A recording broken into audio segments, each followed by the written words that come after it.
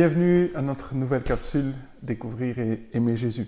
J'aimerais qu'on marque une petite pause dans nos réflexions parce que je me dis que si souvent on a l'habitude, et c'est une bonne chose, d'écouter, d'entendre, de participer à des cultes, même si c'est sur Internet, et on reçoit beaucoup, il y a notre propre méditation, propre lecture, et aujourd'hui je me disais, mais c'est une bonne chose, mais ça peut être dangereux si je cantonne la vérité au niveau des idées, ça devient juste une construction mentale, et que je ne la laisse pas transformer mon être intérieur quand je ne vais pas me l'approprier. Alors j'entends des choses et je ne permets pas peut-être à toutes ces vérités de germer et de transformer ma vie.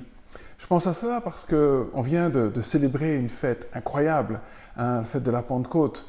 La grâce de Dieu s'est manifestée, le Christ est venu, il nous a réconciliés par la croix, il est ressuscité, il nous assure du salut. Comme dit Paul, il est mort pour nos péchés, il est ressuscité pour nous justifier. Et la grâce a continué de se manifester parce que l'Esprit de Jésus est venu dans ses enfants. Jésus disait, il vaut mieux que je m'en aille parce que je vais revenir sous la forme de mon Esprit. Et je serai avec vous, je serai en vous. On vient de célébrer cela, l'impact de la grâce de Dieu. Et c'est important pour nous qu'on puisse s'arrêter et réaliser que les plus grandes promesses sont accomplies par l'œuvre de Jésus.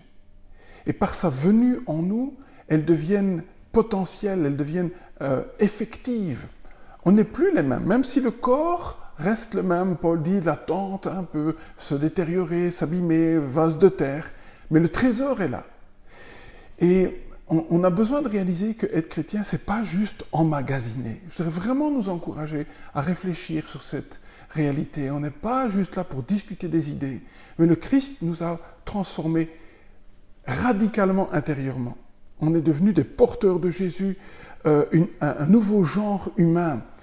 Et j'aimerais, dans cette petite capsule, nous rappeler que sa présence peut faire toute la différence. On a dit que ce qui a été fait par l'Esprit dans le Christ, c'est ce qu'il veut accomplir en nous. Et ça peut faire toute la différence. Regardez Jésus, un homme rempli de paix. Quand il dit aux apôtres, « Je vous laisse ma paix », les apôtres avaient pu voir pendant 3 ans ce que ça signifiait. Quand il dit « Je vous laisse ma joie », ils savaient ce que ça signifiait. Il peut faire cette différence en nous. De paix, de joie, d'autorité. Autant les disciples posaient des questions dans le livre des évangiles, autant dans les actes, c'est eux qui répondent aux questions. Ils vont avoir l'autorité.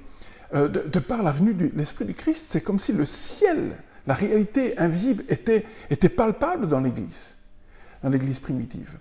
Le Christ faisait toute la différence. Eux qui dormaient pendant qu'ils priaient, maintenant, ils ont une telle autorité, une telle soif de la prière, une telle soif de la parole. Le Christ en nous va faire toute la différence. Crois-le aussi pour toi, ce n'est pas juste une idée, ce n'est pas juste une théorie, c'est une réalité. Ne perds pas courage, reste dans ce processus. Je terminerai en nous disant que cette vérité, il nous faut, pour bien la vivre, la connaître. Et pour connaître, il faut passer du temps. Pour connaître, il faut du temps et de l'obéissance.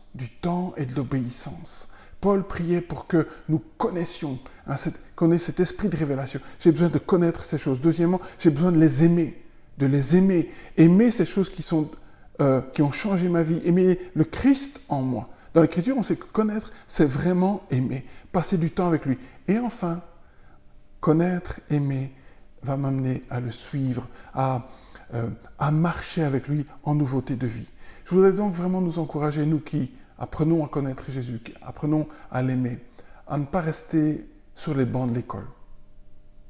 Ils étaient tout simples, sans instruction, mais on savait qu'ils avaient été avec Jésus, leur vie avait changé. Alors bon courage à chacun d'entre nous, que le Seigneur nous bénisse.